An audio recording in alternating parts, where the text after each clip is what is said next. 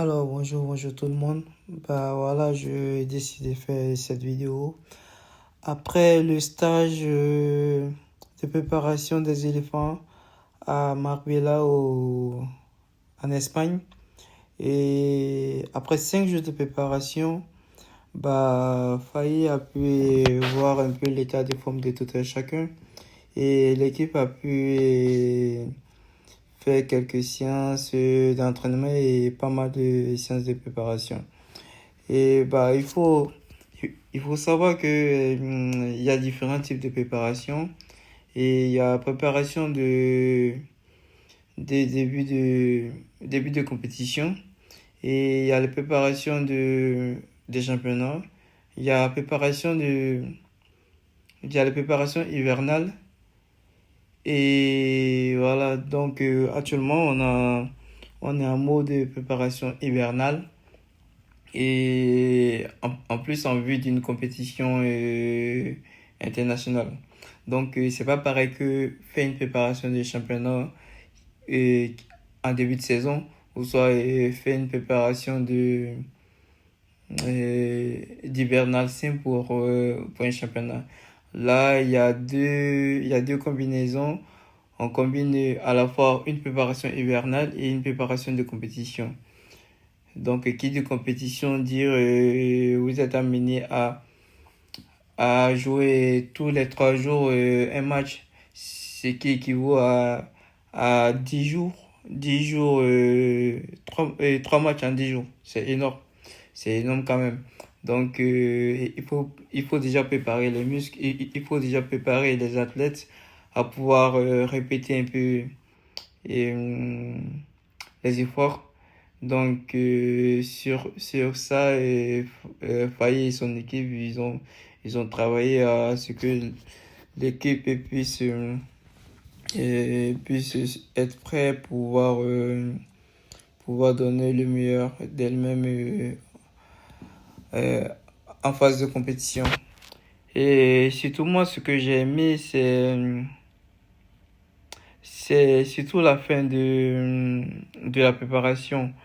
Et à défaut d'avoir une préparation très longue et d'avoir du manque de temps et surtout d'avoir des équipes disponibles pour des matchs amicaux, ils ont eu la bonne idée de faire un match entre eux et ce qu'on appelle un chin.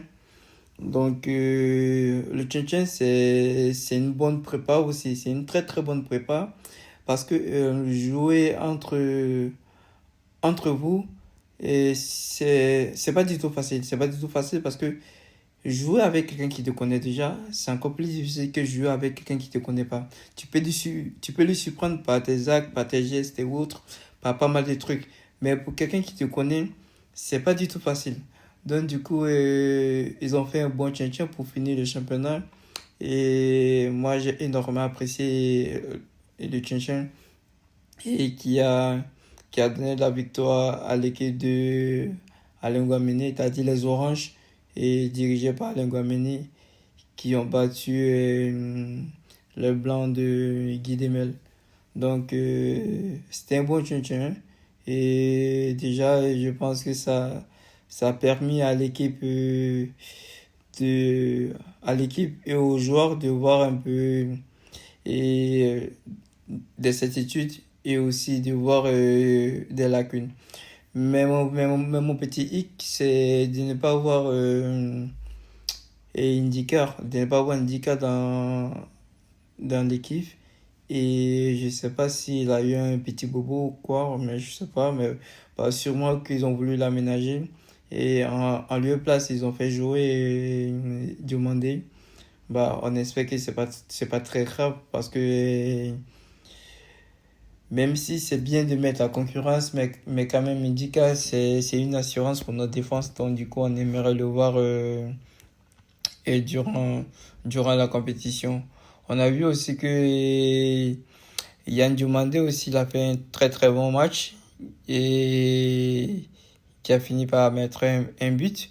tout comme ça aussi, et qui, qui a mis un but dans le match. Donc voilà, c'était une bonne prépa.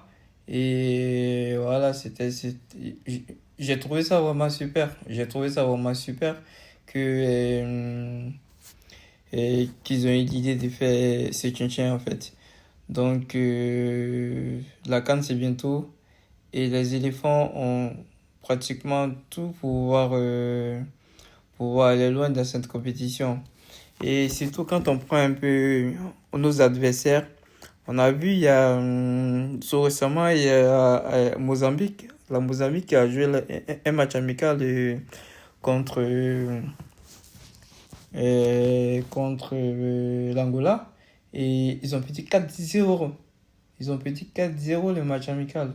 C'est même si c'est pas une compétition officielle, mais quand même, perdre 4-0 en match amical en prépa d'une compétition officielle, ça fait graisser les dents, ça fait graisser les dents. Donc, du coup, je pense que et moralement, ils sont pas prêts. Moralement, la Mozambique, ils sont pas prêts. Et du coup, j'espère qu'on va profiter un peu euh, de cette période d'incertitude de la Mozambique et de voilà, profiter et puis voilà, prendre, prendre les 3 points, même si c'est que les éléphants commencent toujours bien leur compétition en Cannes et j'ai vraiment aucun doute qu'ils puissent gagner la Mozambique. On sait tous que c'est vrai que c'est une équipe un peu chiante. C'est une équipe chiante et c'est une équipe, surtout quand ils tombent sur les gros, ils aiment bien jouer un peu l'évatoire. Ils aiment bien aller un peu au-delà un peu de ce qu'ils peuvent produire en fait. Ils donnent tout en fait. Donc ce sont des équipes qui aiment bien jouer les gros et souvent ils arrivent à les accrocher.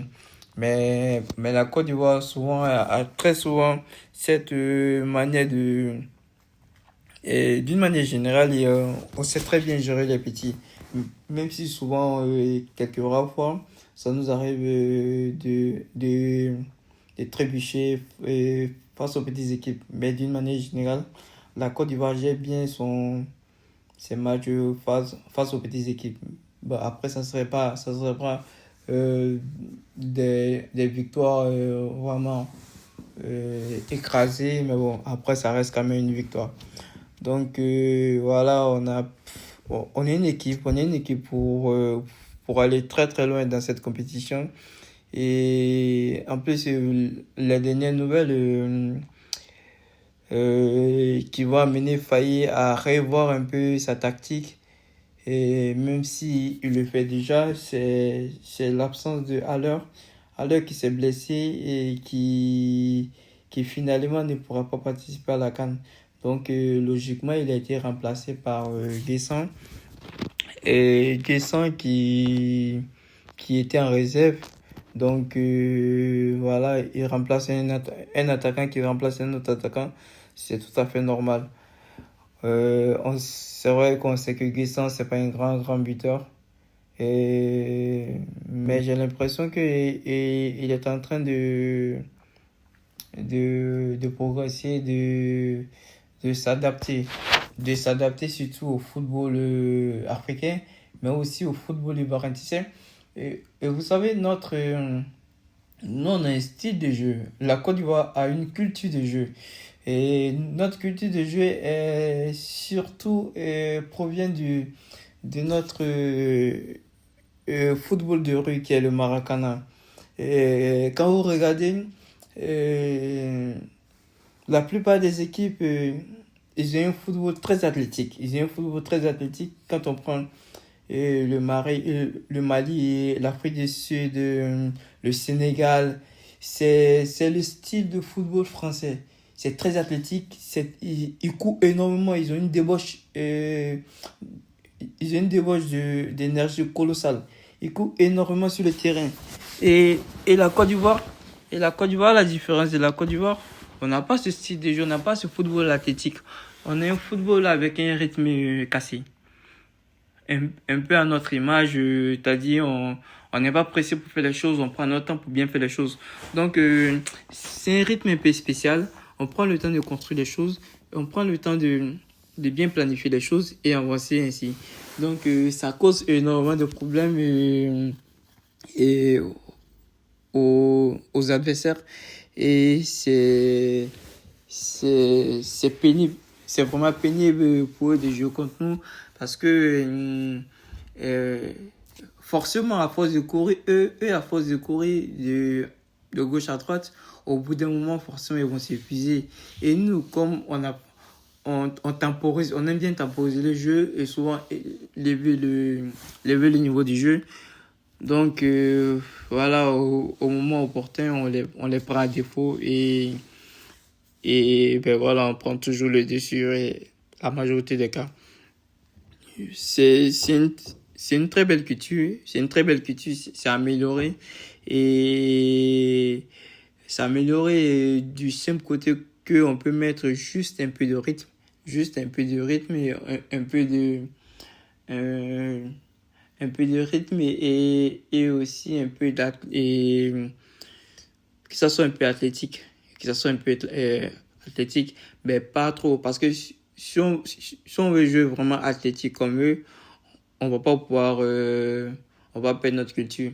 Donc du coup, il faut juste relever un peu le rythme et pour pouvoir vraiment et bouffer un peu tous ses adversaires et qui sont en face. C'est une très très belle culture que moi j'apprécie énormément et ce qui n'est pas vraiment le cas des autres nations qui n'ont pas une culture à eux, qu'ils ont eu une culture un peu très copiée et nous on a la chance d'avoir une culture vraiment d'origine et donc c'est un peu comme le Brésil avant. Le Brésil avant, quand tu voyais le Brésil et tu sentais un peu ce style de jeu, mais depuis que le Brésil a commencé à faire du copier-coller du style européen, bah on a perdu le Brésil.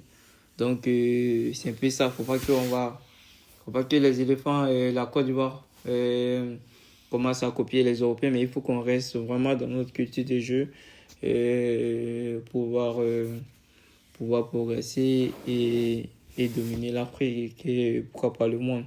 Donc on a tout pour nous, on a tout pour gagner et il faut continuer à travailler, il faut continuer à travailler. Et je sens que cette équipe peut aller très très loin dans cette compétition.